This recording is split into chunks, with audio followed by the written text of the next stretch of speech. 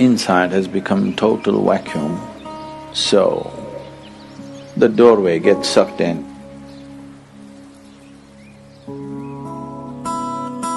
Another way of opening the third eye is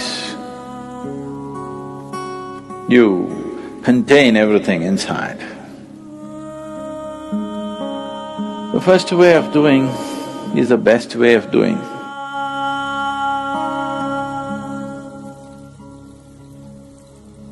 The most significant aspect of Shiva is that he opened his third eye. All the other things, he danced, he meditated, married twice, did so many things, that's not the thing. He opened his third eye. It's only for that we remember him even today. For that, even today, after thousands of years, we still bow down to him. Because there is no substitute for knowing. There is no substitute for knowing means. And there is no way to know unless your perception goes beyond your present levels of perception. Unless your ability to see is enhanced beyond its present limitations, there is no way to know.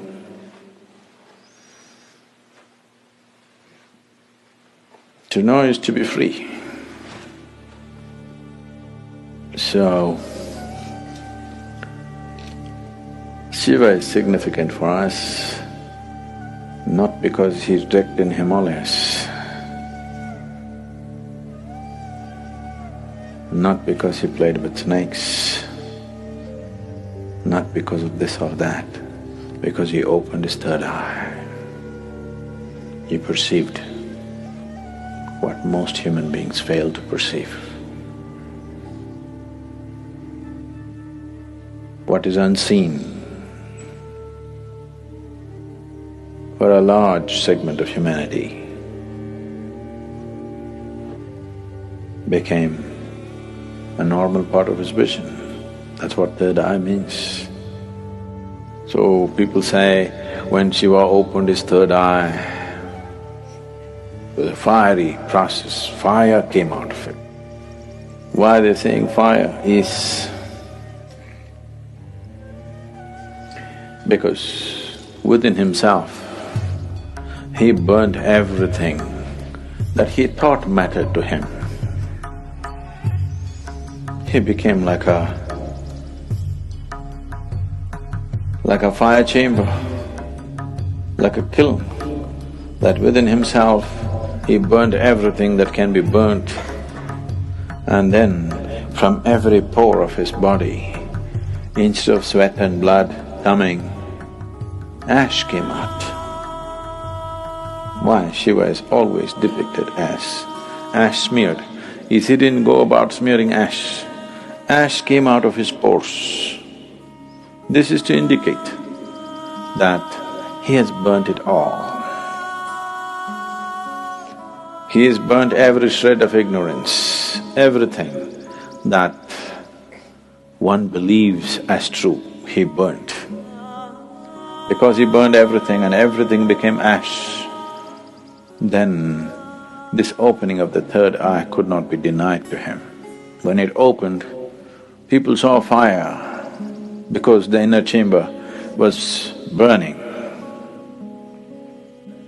There are two ways of opening the eye.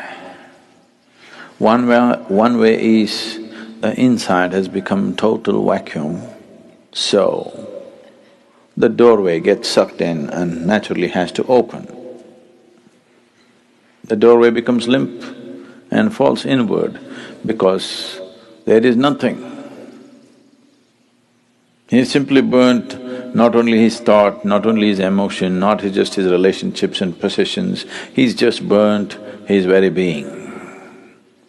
The individual being is completely burnt out and there's a total vacuum, so the door fell inward and it's open. So people saw fire because it was burning still.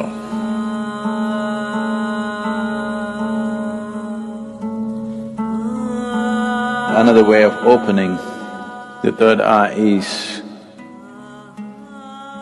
you contain everything inside. Everything is contained.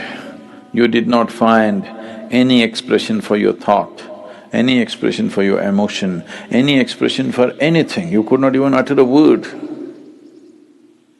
See, if you remain silent for 4 days, on the 5th day, you feel like singing suddenly.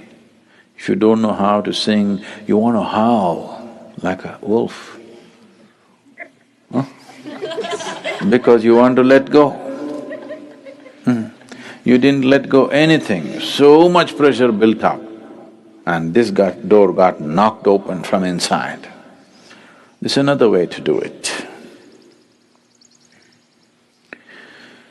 The first way of doing is the best way of doing, because if you open it by building pressure, it opens up today and again tomorrow it may just shut itself. Or before enough pressure builds up and this opens, something else freaks in you and you run away, yes. Because the pressure builds up in such a way, if you have to hold it, you need… because you don't know what's happening, it looks like torture. It looks like 7th degree torture. If you're putting yourself through the whole process, then definitely your mind will ask, what is the point going through this torture? Because it's a lot of torture. Not letting a single thought find expression, not letting a single emotion find expression, not uttering a single word, not finding expression to a single opinion that arises in your mind, single idea that arises in your mind. Oh, it'll burst you somewhere. If you hold everything intact, this will open, otherwise something else will freak. But you are a little… you're diplomatic. You believe in the middle path. That means you don't wish to get anywhere. People who believe in the middle path, they're determined not to get anywhere in their life. Middle path means just your comfort zone. Neither this nor that. Either you become empty, the sheer power of vacuum will open it, or you build up pressure in you, it'll burst open. Two ways of opening. Middle path means you are a professional bullshitter. Really. Full-time bullshitter you are, not professional. Profession means they do it only part-time, right? They do it only certain times of the day. It doesn't matter where you go, you do your own stuff. Middle path. Middle path is a way of not getting anywhere, and after some time thinking, this doesn't go anywhere. Right now you're walking on the street, suddenly you found a big rock, there are only two ways to go, either this way or this way. This way a tiger is growling, this way there's fire burning. You think the best thing is middle path, that is to go into the rock.